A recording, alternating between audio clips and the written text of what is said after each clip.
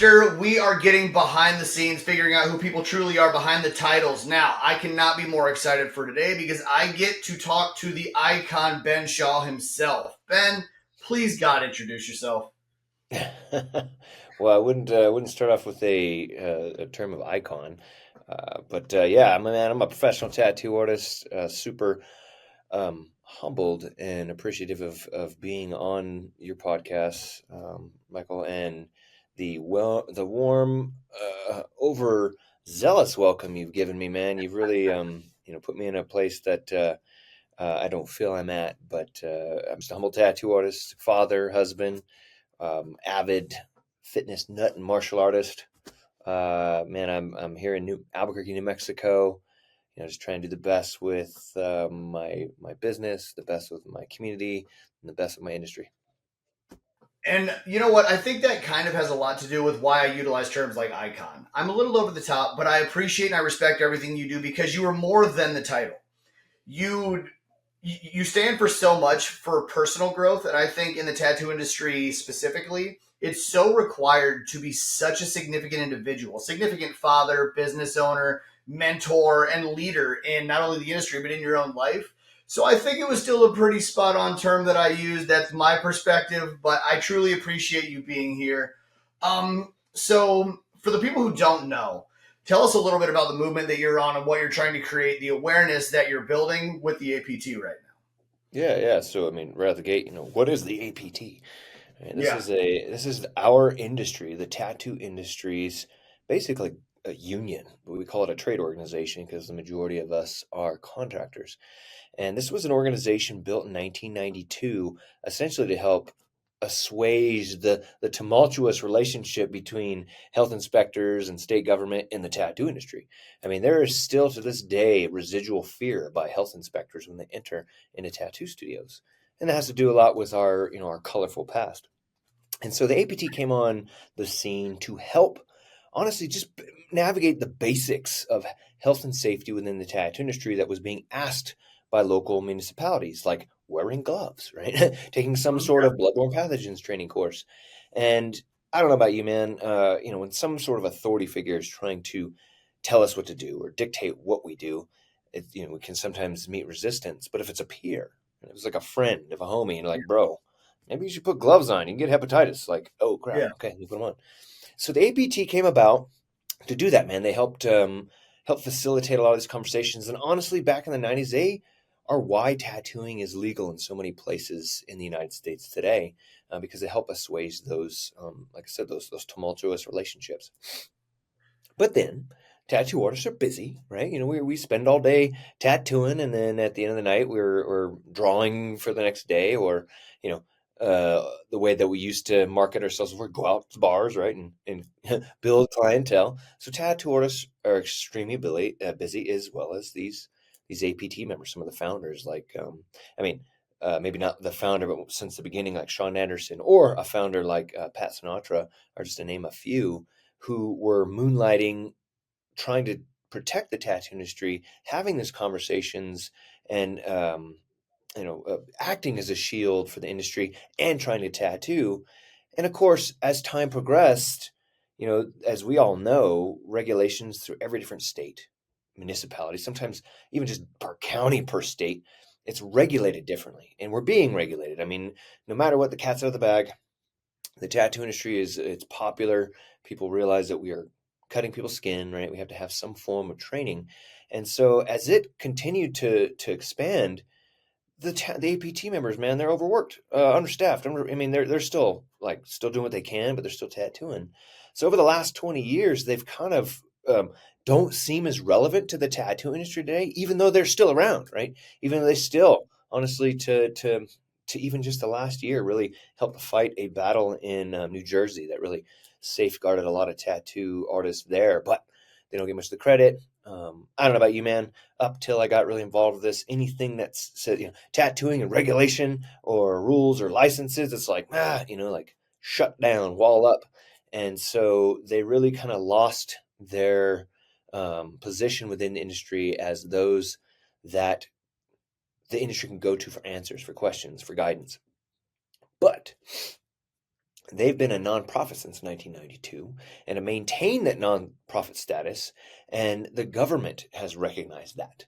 So the government still recognizes the APT as a legitimate constituent base, and so they've been allowing them to have conversations in like subcommittees and groups that help navigate our regulations, whether it's the products that we use and the way that we use them, right? Or even just the way that we can operate and create a studio and all the logistics behind that. And so my purpose and my point is, I mean, I heard about the APT coming up. I mean, I knew about them. I got to hang out and party with Dino Cook back in 2007, and he was super proud of being an APT member. I mean, it was something cool. And I know they also kind of got like this cool kid club persona, but I knew about them. And after I had spent close to 10 years working on state regulations here in New Mexico, I retired, got hit with the pandemic, like we all kind of navigated that, but wanted to do more for the industry, but on the industry side. Got kind of a negative taste in my mouth working with state government. And when I had approached and contacted the APT, they were, after sharing my experience, were super stoked, man. They were like, hell yeah, come on board. And that was like, it was just serendipitous because it was right, like just 2, 3 months right before December 29th, 2022, when the Modernization of Cosmetic Regulation Act was signed by President Biden. And for anyone that doesn't know what that is, it's basically it was a bill stuffed in the back of a bigger bill, right? As laws tend to happen, they kind of get sneaked through to where essentially it's going to allow the FDA to start regulating all of our products. It's grouped us in with cosmetics. So all tattoo artists, now you're in the cosmetic industry. You're in America, you're classified as in the cosmetic realm. And all of the products are going to now fall under a new rigorous regulatory standards. Now, some of it's not bad. Some of it makes sense. Having proper labeling and lot number recall, for any issues that ever arise. But they start getting into the wonky world of safety substantiation and what does it mean to use these products and how can they gauge it because they don't have any sort of past experience. And anyone that's had any knowledge about what's going on globally in the EU, they started regulating tattoo ink back in 2018 and put it under it's called REACH regulations, registration, evaluation, authorization, and restriction of chemicals. And it has essentially removed 4,000 ingredients out of our products list, specifically in tattoo ink. Essentially remove blue and green are off the palette, right? They don't even have those colors anymore. And now they've been trying to substitute those ingredients with ingredients we don't understand. And they're actually having weird reactions. There's actually Yeah, been there's a been recall adverse for it. effects I've noticed or I've heard. Yeah, in Germany, they recalled all REACH authorized tattoo pigments, especially through specific brands. So what I'm getting at is because there isn't a lot of information for the FDA to pull from, they're looking at the EU, going like, well, hey, they got some regulations, maybe we should copy those. Yeah, And that's a big red flag for us. Like we don't want to fall under that rigorous regulations because that will basically take those inks that we love and we've been using forever out of our hands, right? But the crazy thing about here is it's not just the ink. In EU, it's all about ink. In yeah, America, it's everything we use. If it can be sprinkled, sprayed, rubbed on, applied to the body for the purpose of beautification, it falls under MOCRA. And there's there it like government works slow, so we're still building what will fully be affected. But I mean, yeah, there's even talks of our tools being put under some sort of different designation of medical devices. Again, ointments, bandages. If we use it during the process, it could potentially be, elevated to a higher rigorous regulatory standards, which is going to potentially destroy. I mean, any small manufacturer. yeah, It's going to change a lot of the products that we use, potentially for the worse no matter what, the prices are going up more so than they are now. yeah, And there's always that. Well, if the small manufacturer, the tattoo artist owned companies, right? The industry owned companies are gone. Who's going to take over all of our equipment? I mean, it's already being bought up by big corporations, man. And Yeah. so talk about continuing to water down the formula and create an expensive product that we probably don't trust.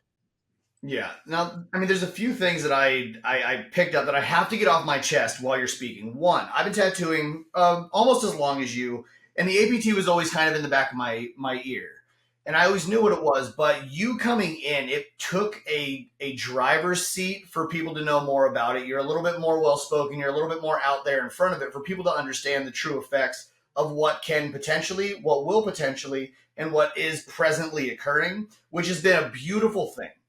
And I'm going to tap back into that. But the important part is to realize that as tattoo artists, we can't just wait for the next guy to do the work. You know what I mean? We can't just say somebody else will do it. And I think that's the problem we run into, as you had said. If we continue to just pass the buck and allow someone else to do the work for us, bureaucracy will be the one that takes charge. And then we will have no say in the direction this industry goes. And it has been a lineage of, like you had said, like the we'll say the pirate's life, being able to maintain this ship in some sort of a positive direction while getting a lot of the negative stigma out of the way. Now we need to maintain that for us to be in control of the way this industry goes, because it is becoming professional. It is becoming a very modernized, culturally acceptable and appropriate career path for people to get into, to not only produce beautiful art, but to express your beautiful personality and help other people do the exact same thing. You know what I mean? If bureaucracy starts to take control, as it has been over several years, then we will just be more 9 to 5 employees doing, like, I guess, being watered down, as you had said. But the one thing I really wanted to tap into is the mindset of it all. Like you taking, I don't want to say charge, but more of a front leader approach to this getting out there, and who Ben Shaw truly is. What inspired you to just get out there and let people know the true issues, so that we can maintain this ship that is the tattoo industry, so it doesn't get taken away from us, or we lose control of what it is that makes it so significant and more unique? I know earlier you had said fitness, father, martial arts, also tattoo artist.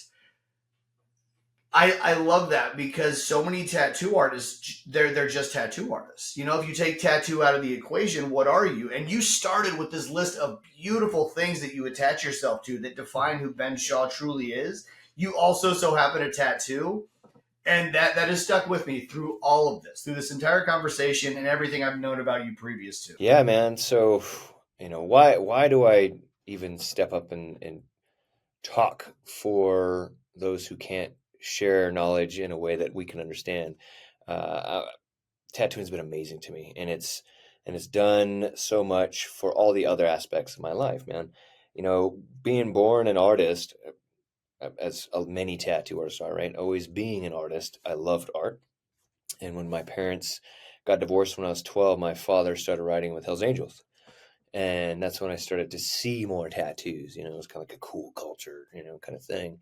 And, tattoos are around, but, it's like when you buy a new car and you start seeing that car everywhere, like then it just became very prevalent in my awareness.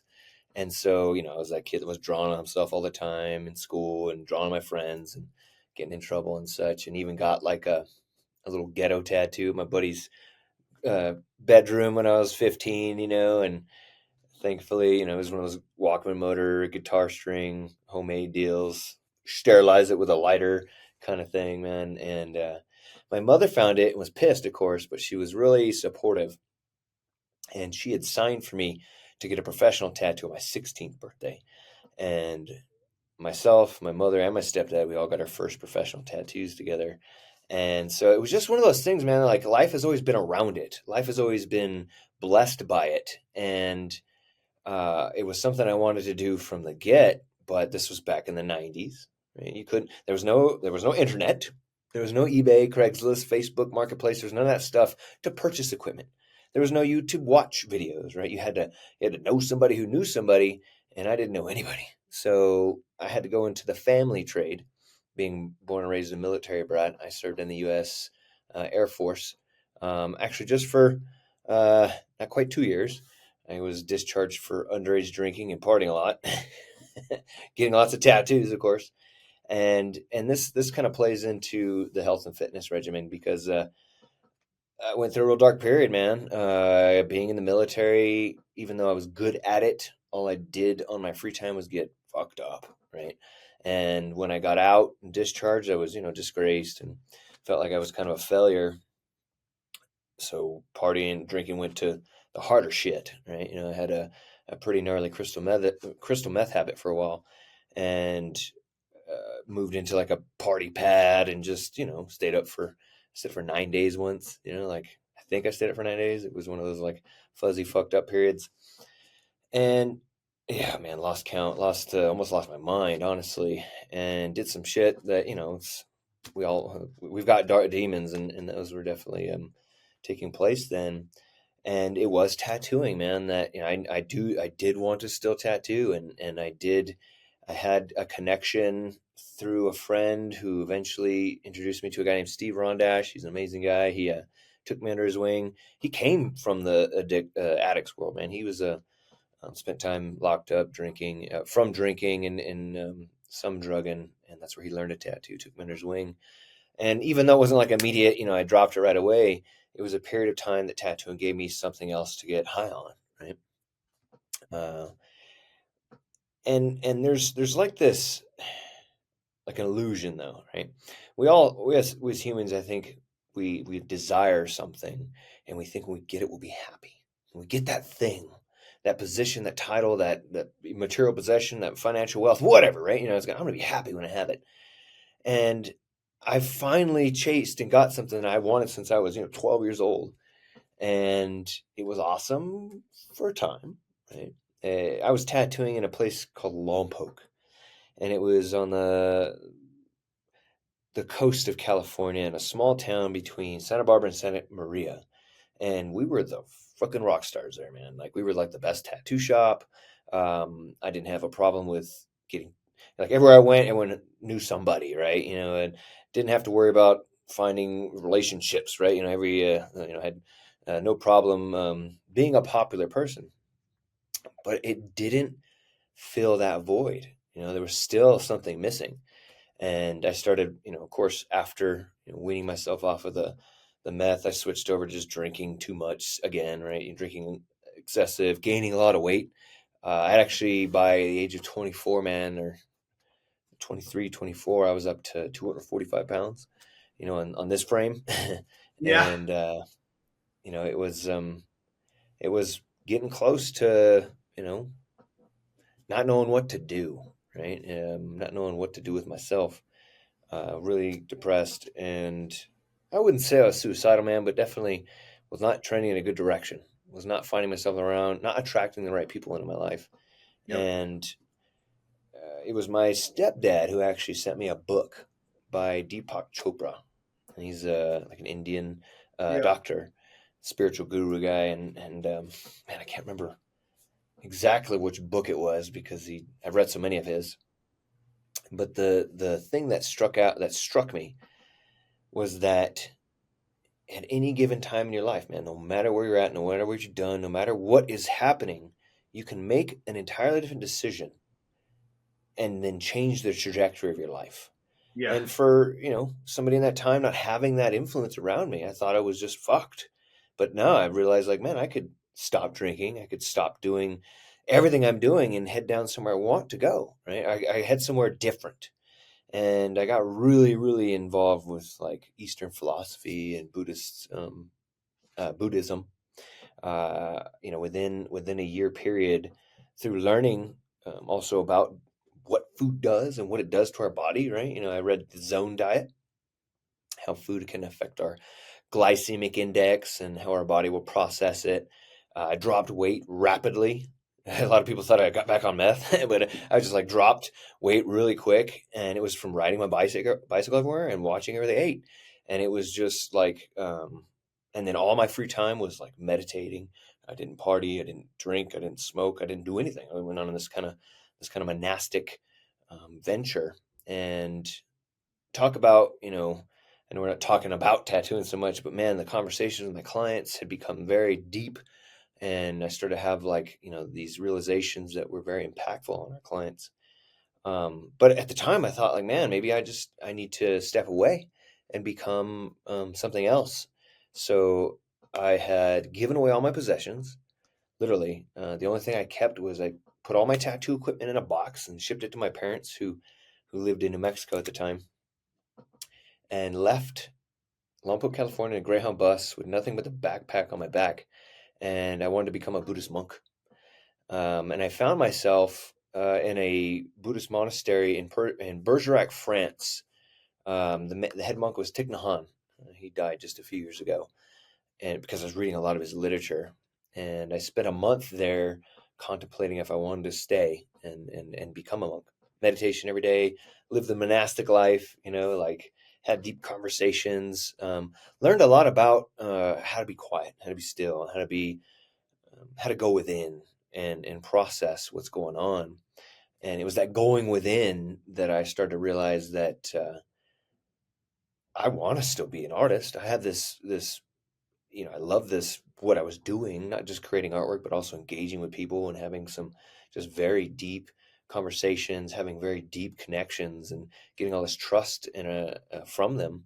And then I always had this deep desire that I have now to be a father, and be married and have a family. So I did part ways with the monastery and came back to the United States, and found myself obviously coming back to visit my family because I didn't have anywhere else to go, and got a job at a place called Tinta Cantina in Albuquerque. I was on Central, the old Route 66. And from there, man, like I planned my roots here in New Mexico. In Albuquerque, I got really involved with martial arts at that point. I needed to find some way to get out these feelings, like this like there's, even though I had found how to process and meditate, I still had all this angst, and getting into kickboxing and karate was really helpful, and jiu-jitsu and some aikido and some Krav Maga. It's crazy shit. Um, and Man, yeah. I I have to say, so I've got like full body chills just from hearing all of it because I align a shit ton with it, but also originally when the idea of this podcast being called Creating a Monster came about, my theory was you have to create a monster that's strong enough to overcome your demons so that you can move forward and overcome any obstacle because you can have that strength to navigate knowing that the chance of making a different decision is strong enough within you. So everything you said aligns with that. I know that inner peace you found, but mine was found incarcerated because of my drinking and all of my bullshit. And so I wound up in prison for a while solely because like I was the guy in prison for partying. Do you know how not much of a bragging right that is? You know what I Right. mean? But it was the first time in my life I was forced to live inside my mind, live inside my body, truly get to know who I was, and different but similar in the meditative state to truly understand my thoughts, understand why I was the way I was and who it was I needed to become that inner monster, to know that I could leave my demons behind. I could move through my own hell, find my light, move towards it, no matter what the cost. And I went to the same realization. Do I change the path I'm on?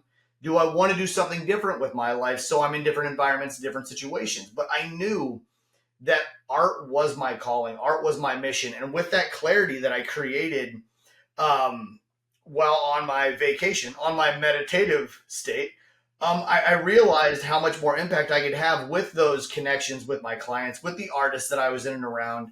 And that's about the time I actually came across you, when I started paying closer attention to how you were saying, the way you presented yourself, what the APT was. I started getting more involved in my local government because they were starting to change rules and regulations locally solely because they didn't have the manpower or the finances to maintain structured systems or guidelines. So they actually started taking them away from Iowa. And so I got a little bit more involved. I started to realize that I had more of a mission and more of a purpose to try to be more of an integrated part to something that I valued to such a degree. And I took advantage of being a tattoo artist for a long time. I was the cool kid, I was the title, I was the badge.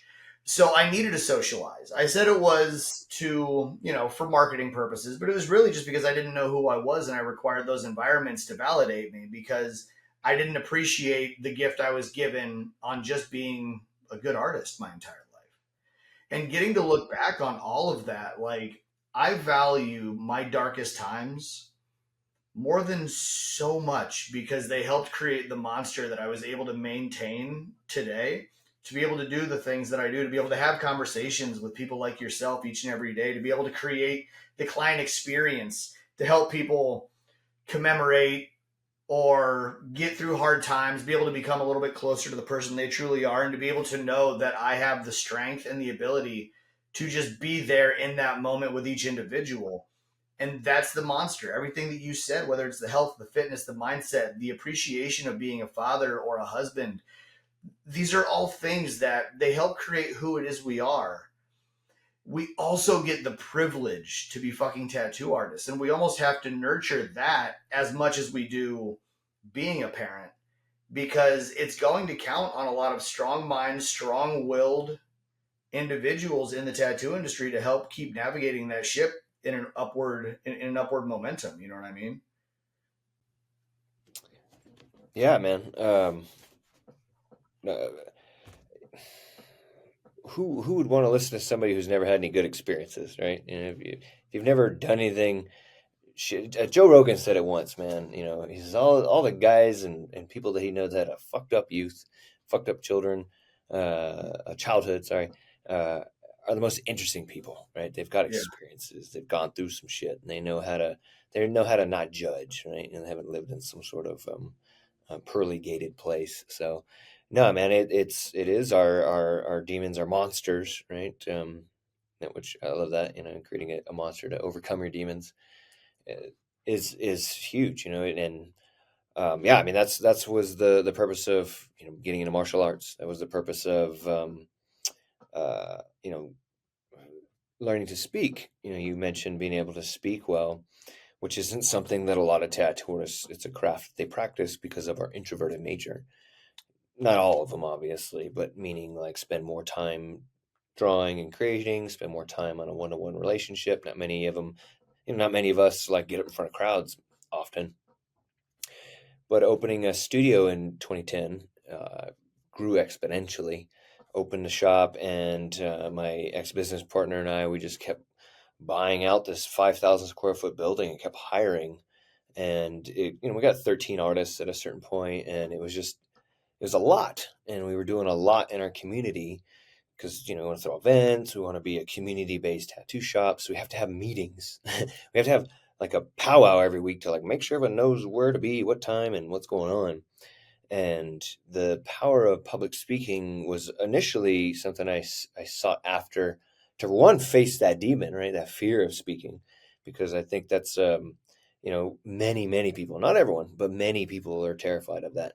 I've read even statistics in the top three human fears, right next to death and like sharks. And but then also not, but then there's many people like don't have a problem with it, but it's like, yeah, man, you don't have a problem speaking in front of people, but do people want to hear what you're saying? Do you know how to articulate yourself well? Do you know how to say things that they're going to hear and digest and process? And so I got really involved with Toastmasters. This is a really old public speaking club. There's a lot of them everywhere. They've been around since, I mean, it's like 100 years now. And it was through that training, and then would help me like share information with my artists, have our weekly meetings, give them concise and clear meetings with agendas, and so we knew how to get through our events, knew how to get through the promotional stuff, knew how to get through navigate all the headache of dealing with 13 artists in one roof, because they were how artists can be.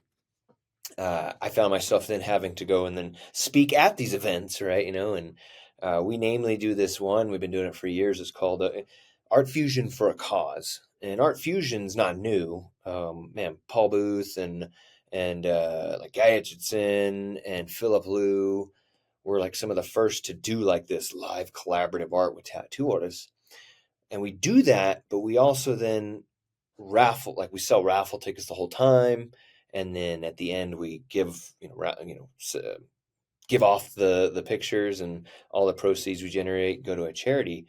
And so we got to get up and talk and learn how to facilitate a conversation with the crowd.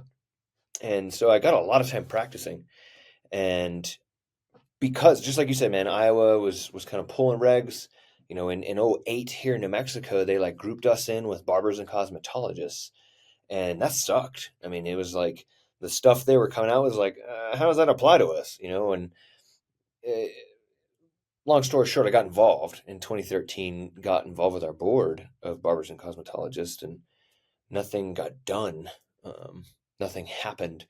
Everything I said was like just trying to explain things to barbers and cosmetologists the whole time. So went through the 2015 legislative session here in New Mexico with my community, my peers, and we had formed a local tattoo union. We called it the Guild of Ethical Tattooists, or GET, and it was a lot of the artists that did the art fusion with us, but it was also a entity that the local government would take serious. So we produced a bill, and I lobbied the bill and spoke at all the committees throughout the session on both the House and the Senate. And then we got it to our governor's office, and then bombarded it with like a grassroots movement. Like we bombarded the governor's office with calls from everyone around the state, honestly, to approve our bill. And in it was May 2015, our bill passed, and in July it went into effect. And then I was appointed to the board, became the chairman. So then talk about having to talk in front of people all the time, and not just regular folks, talking to government, talking to people who come to a board meeting and want to fight with you, people who want to talk shit and have a problem with something, because man, government is hard. What I mean by that is you do something to help one group of people, you do something really good, and like you really legitimately are honest, and you're helping this group, you're gonna piss off another group, right? It just can't. There's just no, like it doesn't. It's not like everyone's happy, everything's fine. And so it was learning how to navigate a pissed off room, right? How to articulate myself well, and communicate and be a good diplomatic voice, right? How to say, here's a problem, and these people have a problem with it, so let's find a solution and find an amicable path through that. And that's what's been so really very helpful with everything going with the APT, is basically we're like, we have this monster of a federal law looming over our head, and then we have all these states with, just like your state and every other state has weird fucking laws. To take all this and then pissed off artists, right? Like, oh fuck it, let's just go underground and fuck them, you know what I mean? And that's almost impossible now, right? And it's like, okay, here's your problems, and here's what they're trying to do. Let's try and figure out a way that we can actually get through this shit, not just, you know, like there's no way to go backwards, right? It's like tattooing's not going to become unpopular all of a sudden, and people are going to go like, yeah, we'll just make it underground again. There's millions of us, and we're making billions of dollars. And I mean, I'm not, but it's a $1 billion industry now. We're not going backwards. So Absolutely. I think that's one thing. I was doing a podcast with a gentleman named Rod Temperley, Australian tattoo artist, which he comes over here and just kind of hangs out, mingles. He knows every tattoo artist, wants to come over here and do some tattooing with us. But so he sees things from a third party perspective, and I think that's one of the things is just how much of a flourishing market it is. Which it is everywhere. It's worldwide, world renowned now. Like you had said, multi-billion-dollar industry. But I think because people are turning 18 every day, it becomes more readily available. And then as the states aren't doing what's necessary, or they're not focusing on the real problems, that's where selling tattoo equipment on Amazon and YouTube are starting to create that underground level again, which is becoming more and more problematic because house tattoo artists are on the rise, which means bloodborne pathogens and cross contamination is also on the rise. And so the regulations are going more towards the things that aren't correcting the issues. I had a friend she worked in the medical field and said that bloodborne pathogens that are potentially tattoo based are up 400% since 2018. And it's because of things like that. They're not regulating a lot of the right things that need to be like overseen. Like we need to create more of an inviting atmosphere for people to understand what it takes to become a tattoo artist, but stop the availability. I remember coming into tattooing where you needed a license to order from any supply company. You needed to show proof of license. You needed to show proof of profession. And now it's an add to cart buy now on Amazon. And I think that's also becoming problematic, you know?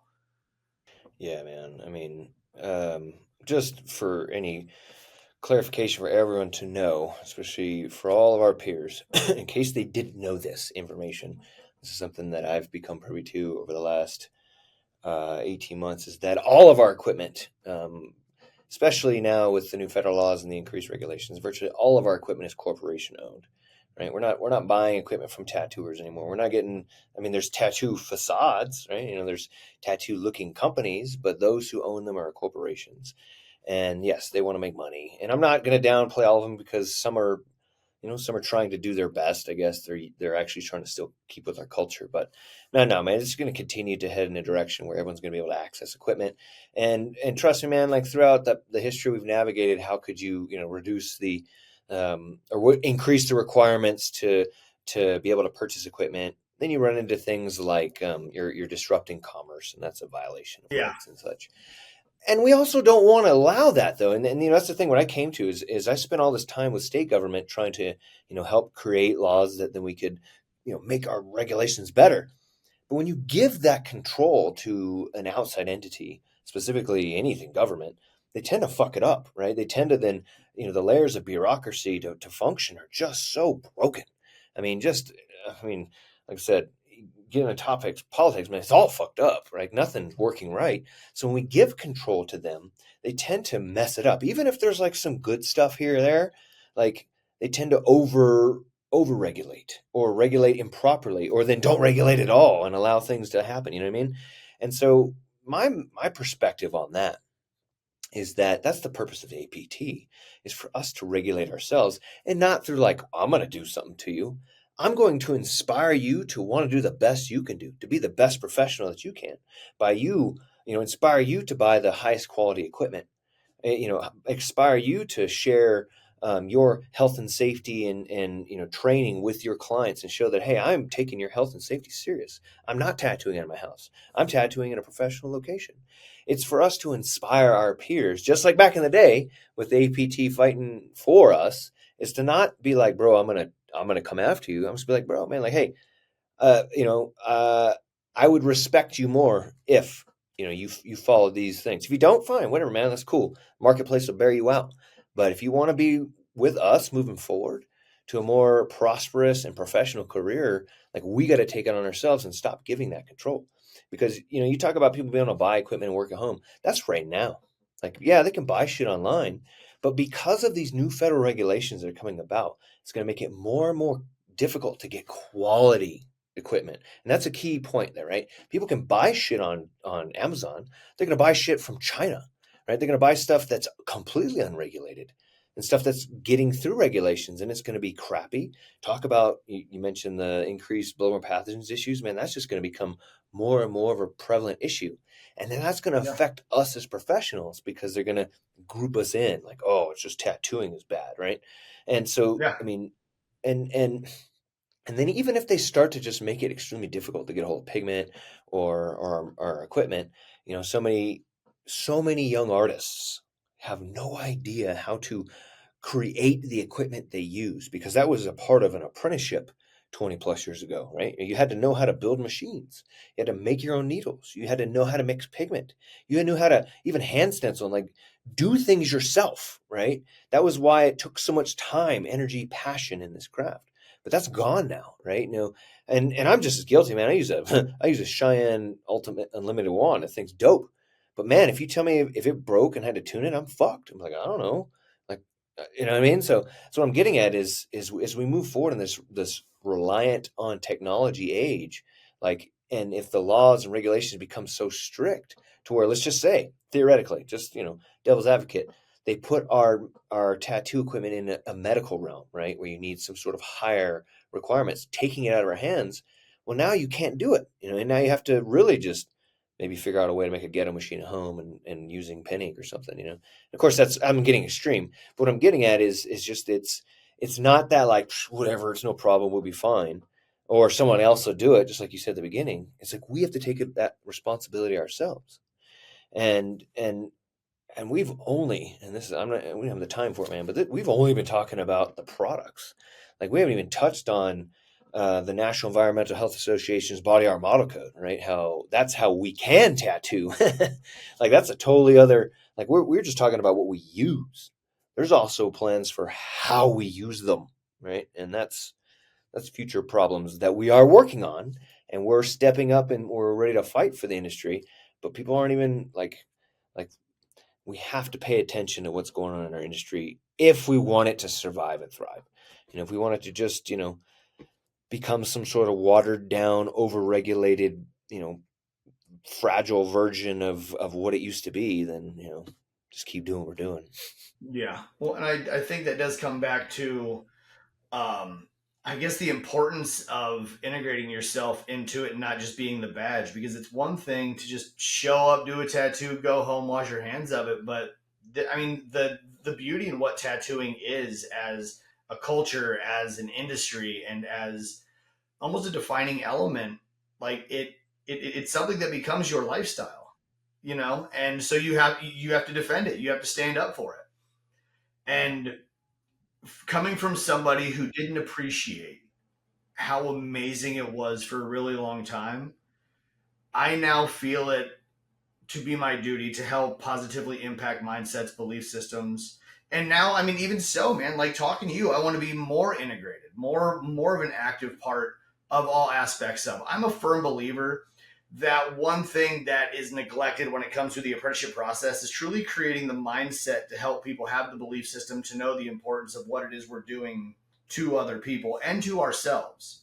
If you pay attention to what I do, I speak very heavily on belief systems, on confidence, but also in taking a lot of action steps to just be the best version of yourself.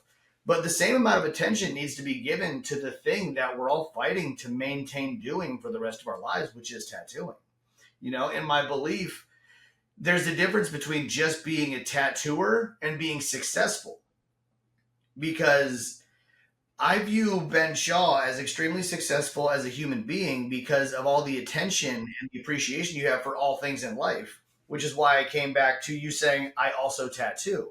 That's what makes a human successful. You can't just, like, you can make $250,000 every year tattoo and go home and be uncertain, be lost, be unsure of who it is you are, what it is that truly brings you the most fire in your soul. That doesn't mean you're successful.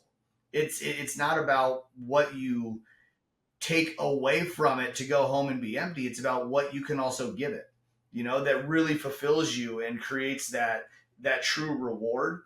And for as much time as I spend on mindset and belief systems, I would like to be able to give as much back to my industry. And having conversations like this, I think hopefully people take that away from this conversation, is it's important. It requires our undivided attention if we want it to continue on this upward tick that it has over the past 10, 15 years. Yeah, man, and you nailed it. I mean, it isn't just about tattooing. Just like you said, it's, and your personal, spiritual, and physical, mental, spiritual health is important, but all the other aspects of tattooing huge too. Like, and you mentioned that you were on the Artful Dollar. Ryan Roy, knowing how to manage your money and not just blowing all that Mhm. cash, right? Like knowing that there's ways that we can, maintain our wealth and have a retirement. Jordan Signorelli, the hand tattoo therapist, the Yep. tattoo health club, helping tattoo artists, like you said, in apprenticeships. No one's taught how to stretch. No one's told, like, hey Yeah. man, calm down, get up and move around for a minute. Like, it's more like, get to work, whoosh, whoosh, uh, Yeah. you know, uh, other artists like Matt Hodel or Dr. Jeremy Miller, like helping artists just like yourself, understanding the mindset of what you need to be doing to have a successful life. And it's becoming more and more prevalent in our industry that it's just needed, right?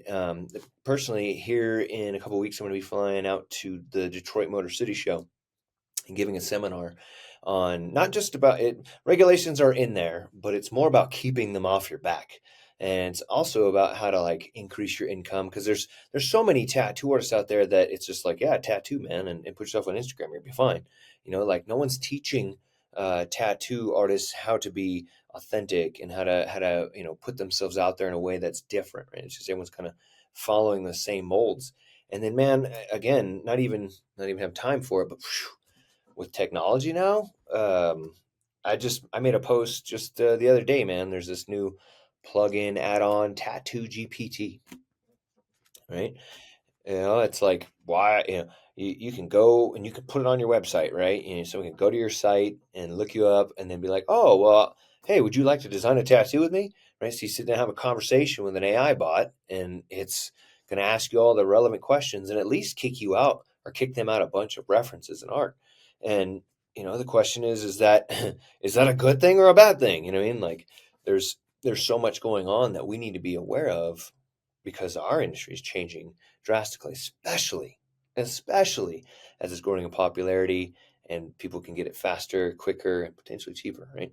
So, I mean, it can't just be sit down, tattoo, and go home and forget about it, right? There's so many facets of it, and if we're not involved with it, um, no one's steering the ship, right? We're going to crash into an iceberg. And it also can't be put on everyone, just the few, right? Like there's those of us, and in the last year, the APTs gained close to 500 new members, right? So it can't be, but that's a small percentage of the thousands of tattoo artists, right? Like it can't be on the hundreds. There, people need to come and not just join APT, but to be more active, be more aware and participate. And that's usually that. I mean, that's just the ultimate call, man. Is just not to push or police or tell people to do anything wrong. Just try and inspire them to remember that tattooing is an amazing thing that's given us so much, and just doing good tattoos, teaching how to people tattoos is fine. Doing good tats, that's great, but that's us giving a product that we get back from. We have to also give back to the industry, right? With our love and our passion and whatever we're good at, man. So that is a huge thing that I respect, like the gentleman that I mentioned, as well as yourself, trying to bring that awareness to our peers because we have a lot of power. We Yeah. do change people's lives, not just physically, but sometimes mentally and spiritually. And if we want it to, maintain that prestigiousness, you know, we got to be involved. We got to take the reins. Yep. I actually put evolve over my face, like over my eye, to consistently remind myself that every action that I take has to either evolve myself or give someone else clarity to what it is their potential could truly become. And I think a lot of that starts with the impact that we make. We don't realize that every client that we come in contact with, we see a tattoo that we gave our all.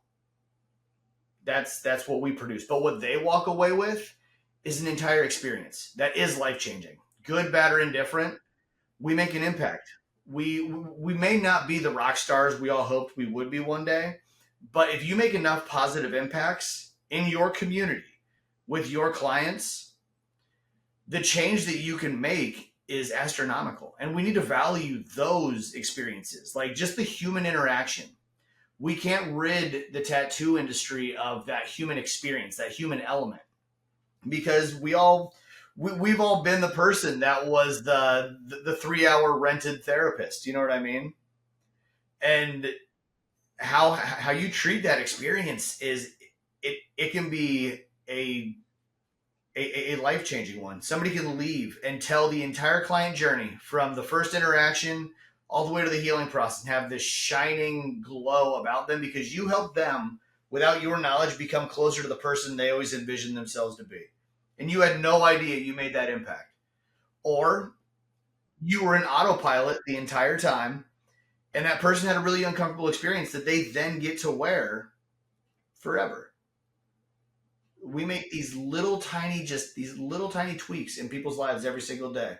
The way we carry ourselves, the people we truly are in our families' lives, in our clients' lives, and the artists that we're around, and the impact that we make within our communities is it's astronomical, but it's amazing. You know what I mean? Just I don't know. I had this conversation with the gentleman I was interviewing the other day, and just I was almost left speechless in kind of imagining all the thousands of tattoos I've done over the course of my career. Those people will remember me. Good, bad, or indifferent. And there are a lot of people who do not know the person I've become, and I get to think about that. I'm allowed to think about that, and I get to remember all of the little lessons that I take from those moments. But I used to be a product of my environment. I emulated negativity, I projected negativity. But now I'm a student of my own process. I get to learn lessons from those experiences that I was a part of to positively impact every experience I have moving forward. And I get to change lives now. As tattoo artists, that's what we do.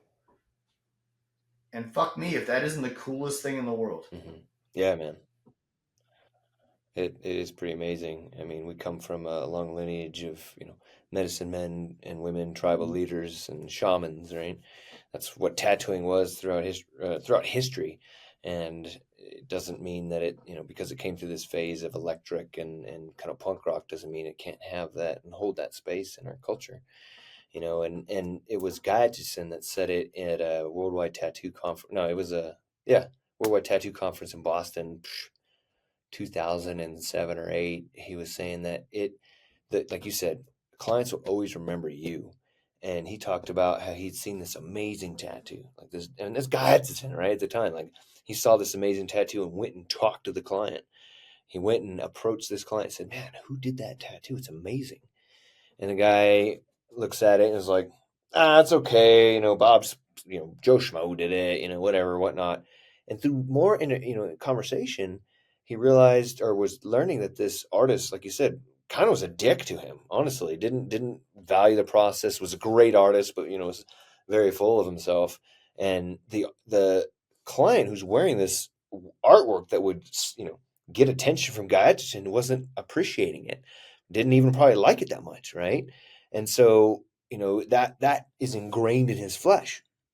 And then, I mean, I've experienced, and I'm sure you have too, man, like have clients come in and they show you some tattoo. You're like, oh, okay, that's cool, bro. Nice. And they're like, man, this guy Mike, blah blah blah, he did it, and I love him so much. He's awesome because he took care of them. Like he listened to them, and Yeah. he maybe not have been the best artist at the time or the best technician, but he made that experience so great that it was embedded in their flesh. So I think that's huge, especially moving in the future, man. And this is something that I'm trying to share, especially as I get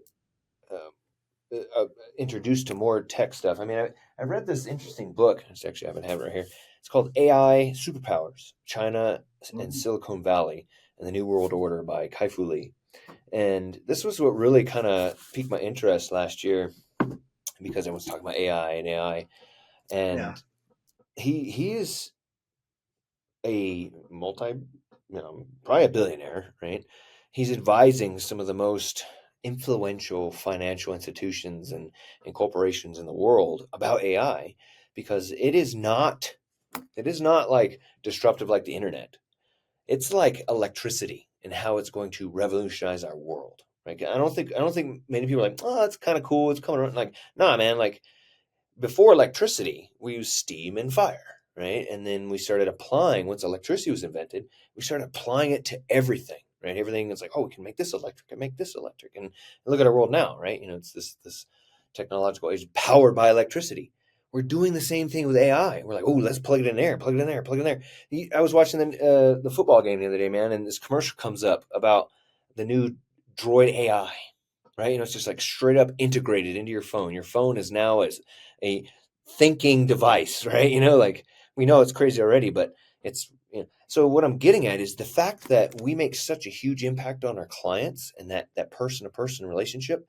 We need to really nurture that because that is what's going to keep us relevant and safe moving forward into this AI driven world because there's going to be more and more technology coming along and taking like the AI, like the tattoo GPT, man. Like clients are going to come in and it's going to be the new Pinterest, right? They're like, I had this design, I want this, and we'll be like, no, I want to design you something. They're like, no, I want this, right? Yeah. Like this can design it way better than you can. You know what I mean? Like so now it's like, okay, Yeah. well, you better be really good at applying tattoos. You know what I mean? And be a good person. Yeah. Make their experience awesome because they already came out with that damn tattoo robot machine. I posted that thing. It's only doing little credit card machine style tattoos, man. But that's like the dam's been broke, or like the seal's been popped, right? All it will take is people wanting to have that, right? It'll take people going like, I don't like getting human tattoos. They're assholes. I want to get, I just want to get this tattoo. So I urge all tattoo artists who can hear this message is like, continue to be a professional, continue to make that life altering experience that tattoo artists have with us, or our clients have with us, amazing, right? Like, keep ourselves relevant to them by being community leaders. People can take and process their ideas and produce this body of work that makes them, like you said, man, I love it, takes them closer to the version of who they believe themselves are, who they want to become.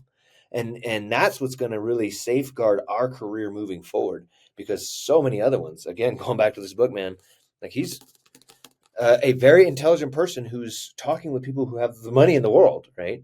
We're talking like massive, massive job disruptions in the next decade, man. So that's going to affect our clients. We need to be there for them too, right? And by doing not just amazing work, but also be there for them mentally, spiritually. And that's by us also being healthy mentally, spiritually, ethically, and such. I like how we circled right back to that. That's a solid close. I think for anyone to truly be the best creative that they can be, they need to live as creatively as they work. And that is going to come with having a very refined, disciplined lifestyle and regimen.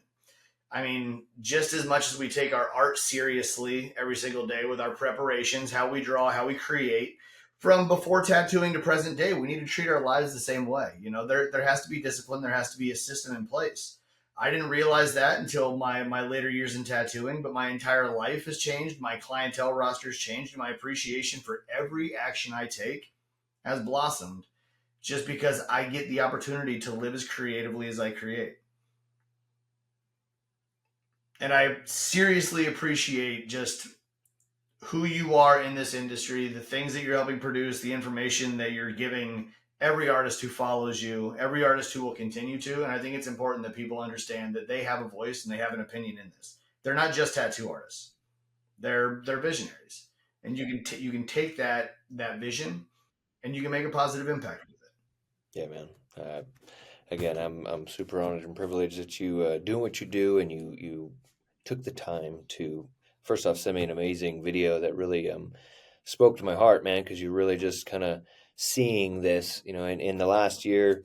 You're right. There's a lot of tattoo artists that are now listening to what I'm saying, and I'm hoping that the messages that I'm sharing are coming from somewhere deep, somewhere personal, and somewhere that affects me, and to get the response from me that it does resonate is important, because it isn't just about how we affect our clients, man. It's how we affect each other and show us, find that camaraderie, find that community, find our people, our tribe, right? And fellow tattoo artists, we do need to come together and get past the competitive pirate life, and really try and share and raise each other up, because again, we can make a huge difference in others' lives, and we can make a huge difference in each other's lives too. So thanks for having me, man. I appreciate it. Dude, my absolute pleasure. This was a lot of fun for me. So, if people don't know about the APT specifically or about Ben, where can they find you? I mean, I'll make it easy for you, man. Ben Shaw Archetype on Instagram. I have a link tree in my bio with, I mean, like all the links to the APT, to the Discord, to all of it, man. So it's a one-stop shop. Come by, check it out. Any information that you like, share. Any information or feedback, please share. Link in the bio, link tree. Got it all there for you, man. So Ben Shaw Archetype. Perfect. And if there's anything that I can do to help the APT, dude, do not hesitate to let me know. I am now mentally invested. Dude, I really appreciate your time.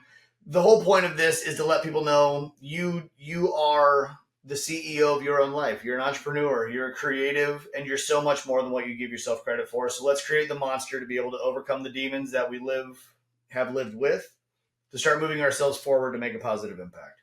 All right, brother. Let's do it.